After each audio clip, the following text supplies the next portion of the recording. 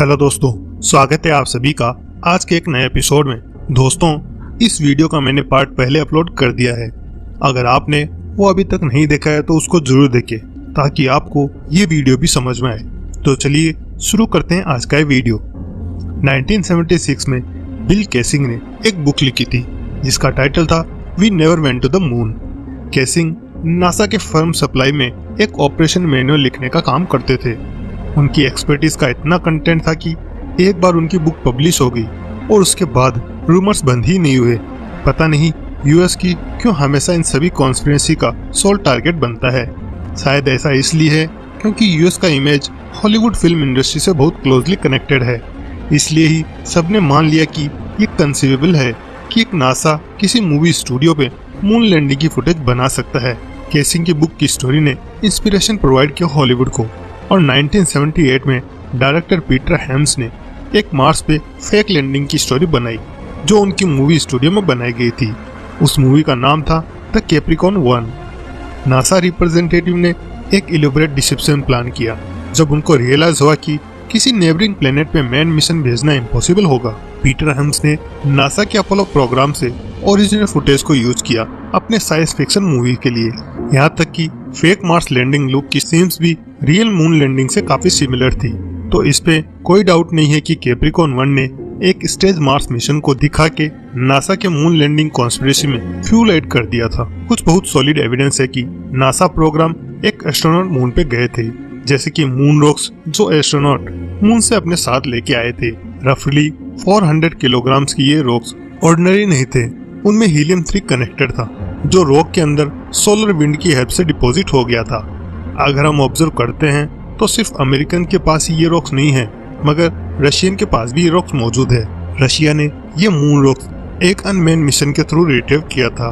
Russia ने ये confirm किया कि दोनों सैंपल मैच हो रहे थे, जो इस बात का बड़ा प्रूफ है कि अमेरिकन मून पे गए थे। इंसानों ने तो मून पे कदम रख दिया है, पर क्या एक्स्ट्रा टेरेस्ट्रियल ने अर्थ पे कभी कदम रखा है? बहुत सारे लोग इस पे बिलीव करते हैं। यूएफओ की first sighting the late 19th century में रजिस्टर हुई थी। इसी टाइम के अराउंड इंसान भी एयर ट्रेवल को डेवलप कर रहे थे।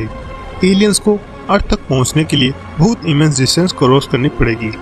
हमारे सोलर सिस्टम से सबसे क्लोजेस्ट गैलेक्सी अल्फा सेंचुरी भी हमसे कम से कम 4.3 लाइट ईयर दूर है। अगर कोई एक्स्ट्रा टेरेस्ट्रियल ट्रूली गिगेंटिक डिस्टेंस को ब्रीच करते हैं तो मेरा सबसे पहला रिएक्शन होगा डर। ये इसलिए क्योंकि उनका नॉलेज हमसे काफी ग्रेटर होगा।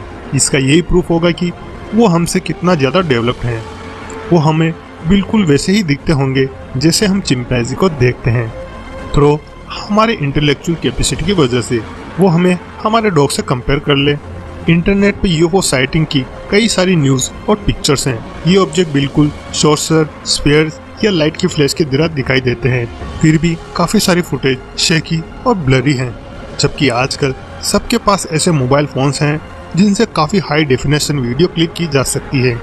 इंटरनेट काफी लोगों के लिए एक प्लेटफॉर्म है जहां वो ये क्लेम करते हैं कि एलियंस ने उन्हें किडनैप कर लिया था। ऐसे काफी सारे लोग हैं जिनके इमेजिनेटिव बिलीव होते हैं। अगर हम कुछ इम्पॉसिबल सी बातें करें तो हमारे फ्रेंड्स हमसे पूछेंगे कि शायद हमने कोई बुरा सपना देखा होगा। पर इंटरनेट पे ऐसी काफी सारे लोग मिल जाएंगे जो हमारी बात पर बिलीव करने लगेंगे। ऐसी चीजों की वजह से बहुत सारे वियर्ड सिचुएशन बन जाती है। ऐसे लोग अपने इश्यूज सिर्फ आपस में डिस्कस करते हैं जिसकी वजह से उनके पर्सपेक्टिव को फिल्टर होने का चांस नहीं मिल पाता।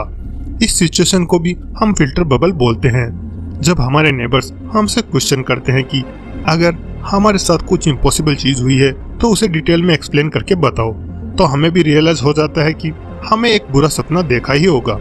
फिल्टर बबल की सबसे बड़ी प्रॉब्लम है हमें अपने नेचुरल पर्सपेक्टिव को डिफरेंट प्रेजेंटेज से इवोल्यूट करने का चांस नहीं मिलता। फॉर एग्जाम्पल, अगर मैं अपने कंप्यूटर खोलता हूँ और देखता हूँ कि मुझे योगा क्लास के ऑफर्स आ रहे हैं तो उसका मतलब होगा कि मेरे घर वालों में से किसी ने योगा के बारे में कुछ सर्च किया होगा। इसकी वजह से अब मुझे योगा क्लासेस, योगा प्रोडक्ट्स और इसी तरह की चीजें दिखाई दे रही हैं इंटरनेट पे, क्योंकि किसी ने उसको सर्च किया था। वैसे ही अगर कोई किसी कॉन्स्पिरेसी के बारे में सर्च करता है तो उसे भी कॉन्स्पिरेसी के बारे में काफी सारे आर्टिकल्स और थ्योरीज मिल जाएंगी। इसकी वजह से वो अज्यूम कर लेगा कि ये सभी बातें सच्ची हैं। प्रोजेक्ट सेती ने एलियंस इंटेलिजेंस के सर्च को अप्रोच किया है, पर एक स्ट्रिक्ट साइंटिफिक पर्सपेक्टिव से। एस्ट्रोनॉमर फ्रैंक ड्रेक वो पहले ह्यूमन थे जिन्होंने रेडियो टेलीस्कोप को यूज किया आउटर स्पेस से सिग्नल को इंटरप्रेट करने के लिए। एक ओहायो वाव सिग्नल था जो 1970 में रिकॉर्ड हुआ था, और उसे ऐसा इसलिए बुलाते हैं क्योंकि जिसने उस सिग्नल को यूज किया उसके कंप्यूटर प्रिंटआउट पर वाव लिखा हुआ आया था। इस मूवमेंट पे हम सारे फ्रीक्वेंसी सर्च कर रहे हैं, ये होप करेंगे कि कोई सिग्नल ढूंढे, पर हमने ये गेस किया है कि हमें किस फ्रीक्वेंसी को सर्च करना होगा। नेचुरल हाइड्रोजन की टेक्निकल वेवलेंथ 21 सेंटीमीटर्स हैं, और यही वेवलेंथ हम भेज रहे हैं, और एक मान रहे हैं कि कोई भी एलियन लाइफ फॉर्म का भी यही हाइड्रोजन के वेवलेंथ यूज करने का आइडिया होगा। इस स्टोरी की डिसाइडिंग फैक्टर यह है कि सिग्नल की लेंथ और कर्व की शेप एक स्लोइंग कर्व पे रिजल्ट करेगी। इस तरह वो ज्यादा इंटेंस हो जाएगा और इवेंचुअली डिक्रीज भी होगा, वो भी एक कैरेक्टरिस्टिक टाइम फ्रेम में। और जो सिग्नल था वो 21 सेंटीमीटर में काफी क्लोज लग रहा था, और उसे देखकर काफी एक्साइटमेंट हो रही थी। बाद में पता चला ये सब सिर्फ एक गामा रेडिएशन के आउटब्रेक का रिजल्ट था और किसी एलियन लाइफ फॉर्म का नहीं।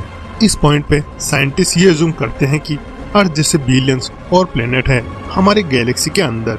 इससे ही ये प्रोबेबल है कि इंटेलिजेंट लाइफ फॉर्म एग्जिस्ट करती है, लेकिन अर्थ के बाहर। इसके बाद भी 50 साल से साइंटिस्ट एलियंस के बारे में कुछ भी पक्का पता नहीं लगा पाए। एक्स्ट्रा टेरेस्ट्रियल लाइफ का एक डिस्क्रिप्शन है मार्शियन।